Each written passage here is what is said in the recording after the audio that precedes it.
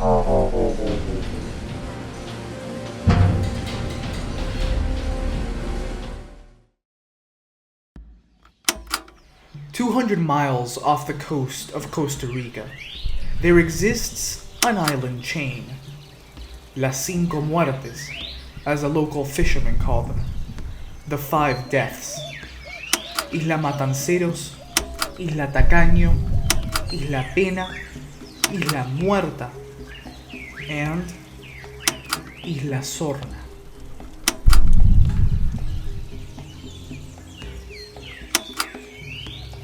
The first thing a visitor would notice when arriving at Isla Sorna are the beautiful mountain ridges, the mystical fog that drapes over the island, and the peculiar sounding calls of the indigenous wildlife. This is a place of mystery, intrigue, hidden secrets, and sorrow. A place with a sordid history. How did Isla Sorna become the isolated preserve that we know today? Well, it all began with a man and his desire to bring to the world wonders beyond imagination.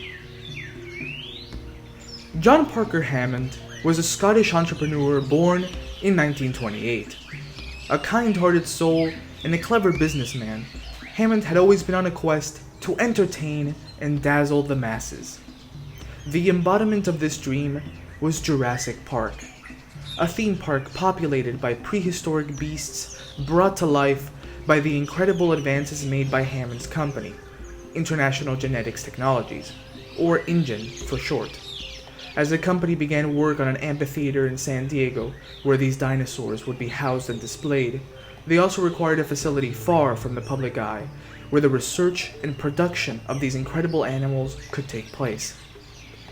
To fulfill this need, INGEN leased Isla Sorna from the Costa Rican government sometime in the late 1970s or early 1980s.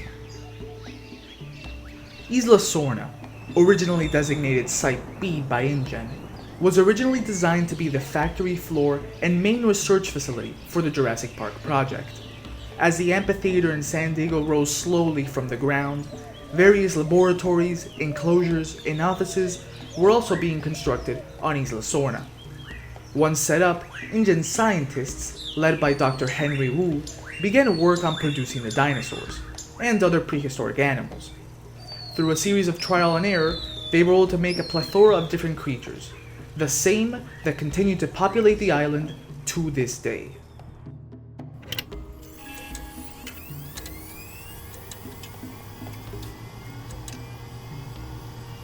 Dinosaurs known to have been made in Site B include Velociraptor, Ceratosaurus, Brachiosaurus, Parasaurolophus, Pachycephalosaurus, and Tyrannosaurus rex, among many others.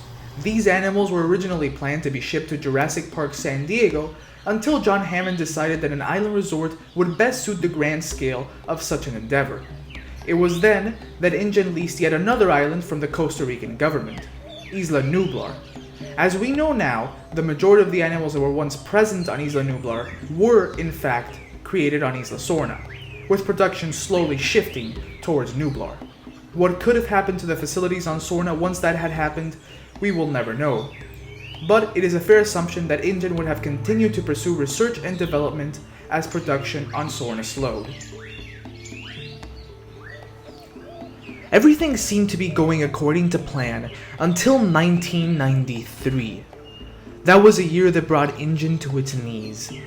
The first major setback was the death of an employee on Isla Nublar at the hands of velociraptors.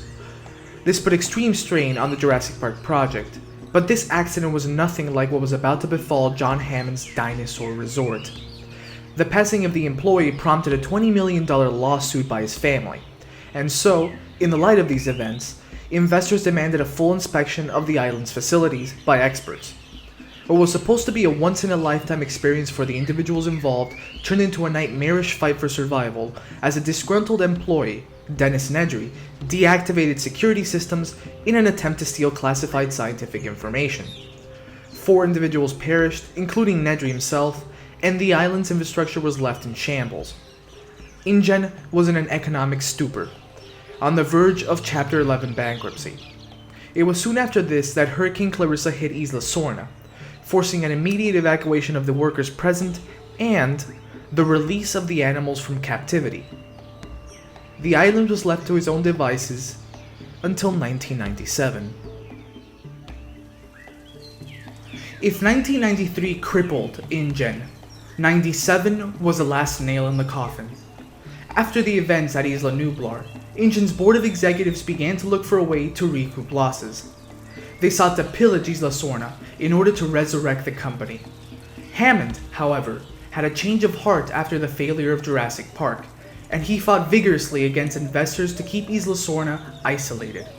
His plan worked, but only temporarily. In 1997, a rich British family was island hopping in the Pacific when they stumbled upon Site B. While they were enjoying lunch on their beach, their young daughter wandered off and was attacked by a pack of Kwampies. This opened up a window for InGen's investors to finally wrest control of the company from Hammond. Right off the bat, they began to plan a large expedition to Sorna to capture a stock of animals to ship to San Diego Jurassic Park, which they wished to open to the public soon after. Simultaneously, Hammond planned his own expedition, although much smaller, to document the animals in order to build a case to protect the island and its prehistoric inhabitants. Both campaigns ended in failure. There were many deaths, mostly attributed to Nicholas Van Owen, a reckless video documentarian on Hammond's team, and a captured Tyrannosaurus Rex was accidentally set loose upon San Diego, resulting in even more death and destruction. InGen was decimated, and Isla Sorna was quarantined under international law. Although there were rumors regarding a military presence near or even on Isla Sorna sometime in the early 2000s, these expeditions were the last recorded visits to the island as of this day. And so, the story of Isla Sorna comes to an end. A tale of good intentions, greed, and mankind's insatiable hunger for control. Those lost will never be forgotten, and the incredible scientific advances made by InGen can now be safely enjoyed at Jurassic World. And remember, somewhere out there, far from civilization, exists a lost world, just waiting to be rediscovered.